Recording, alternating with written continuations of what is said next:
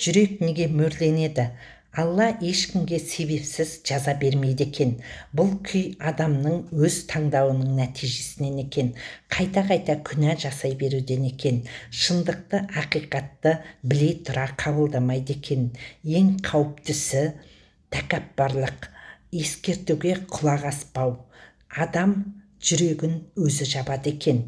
Жүрек мөрленген адам тіпті жақсылықты ауыр көреді екен. Күнәні қалыпты деп санайды екен. Өзінің адасқанын түсінбейді дей екен. Адам өзін дұрыс жолдамын деп ойлайды екен. Егер сіз рухани баю және Алланың адал ризығына кенелгіңіз келсе, өзіңіздің өміріңізді өзгертіп, өз өміріңіздің қожайыны болғыңыз келсе, онда менде өтіп жатқан әр жексенбі күнгі рухани және табыс туралы тегін сабақты көре аласыз.